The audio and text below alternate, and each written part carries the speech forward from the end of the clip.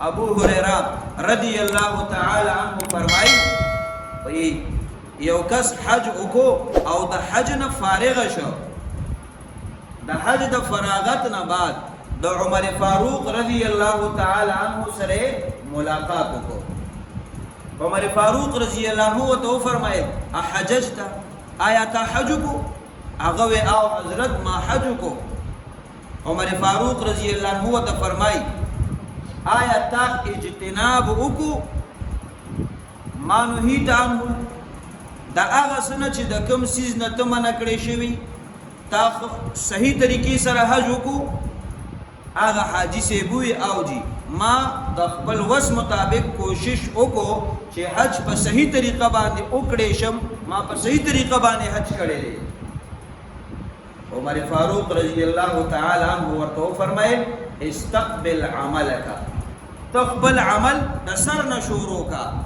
ولی تا حج د شریعت مطابق کړی دی ځکه تا د اصول خیال ساتلی دی ستا مخکینی ګناهونه تا ته الله پاک معاف کړي دي نو ته د اوس د اعمالو آغاز وکړه نیک اعمال کوو د بدو نه ځان ساته او چې کوم د نشي وغیره ته الله پاک معاف کړي ابو هريره رضی الله تعالی عنہ فرمایي چې جناب نبی کریم علیه السلام مبارک فرمایل یغفر للحاج حج کوون کی تا بخشش او مغفرت کیږي او بعضی روایاتو کې راغلي دي چې حضور علیه السلام مبارک دعا وکړه اللهم اغفر للحاج یا الله پاکا حج کوون کی تا بخنو کې نو کو الله رب العالمین پیغمبر فرمای چې حج کوون کی تا الله پاک مغفرت کوي نوم زمونږ او تاسو یقین دی چې د الله رب العالمین د پیغمبر خبره دا رښتیا ده په دغه بل روایت کې حضور علیه السلام مبارک ورته دعا کړي اللهم اغفر للحاج یا الله پاکا حج کوون کتاب مغفرت او بخنه وکي او د الله پیغمبر چې چاته دعا وکي دا غیر په قبلېدو کې زما او ستا هیڅ شک نشته هغه دعا مقبول او منظور ده نو حج کوون کی ته الله پاک بخنه کوي او حضور علیہ السلام مبارک فرمایل یوازې حج کوون کی ته بخنه نه ده فرمای ولمن استغفر له الحاج هغه چاتم الله پاک بخنه کوي چې د چا د پر حاجی سے بخنه د الله نه وغواړي حاجی سے حج کوي او د الله رب العالمین نه بخنه غواړي د بل مسلمان رور د پاره الله رب العالمین دغه مسلمان تم بخشش او مغفرت کوي جناب نبی کریم علیہ السلام مبارک فرمائی الحجاج والعمار وفد الله اغا خلق چې حج د بیت الله شریف تزي اغا خلق چې د عمره د پارزي الله پیغمبر فرمائی وفد الله دا د الله ملمان دي دومره لوی حیثیت دي دا حاجی سے او دا عمره کوونکی الله پیغمبر فرمائی دا د الله پاک ملمان دي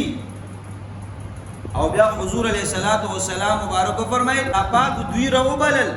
دوی د الله پاک دعوت قبول کو او حضور علیہ السلام مبارک فرمایي وسالوه فاعطاهم او دوی د الله نه سوال وکړو د الله نه دعا وکړه الله پاک هغه سوال او هغه دعا دوی ته ورکړه هغه ول مقبول او منظور او ګرځول د دې وجنه چې د حاجی سے او د عمره والا دعاګانې الله رب العالمین قبلې نو عمر فاروق رضی الله تعالی عنہ یو موقع باندې د جناب نبی کریم علیه السلام مبارک نا اجازت اغستو چې حضرت د عمره د پاره ځم حضور علیه السلام مبارک وتا د عمره اجازت ورکړو او ورته فرمایل یا اخیا اشرکنا فی شیء من دعائک ولا تنسنا اے رورکیا یا اخیا اے رورکیا مونږ د سره په خپل دعاګانو کې شریک کا ځان ته چې دعا کې نو مونږ د بارم دعاګانې غواړه او مونږ در سره ورګیر نکي ورته عمره والا او د حاجی سے دعاګانې الله پاک قبلې نو چې عمر فاروق رضی الله عنه د عمره د پاره روانيږي نو حضور علیہ السلام مبارک ته فرمایي چې اے رور کیا مونږ هم په دعا کې یاد ساته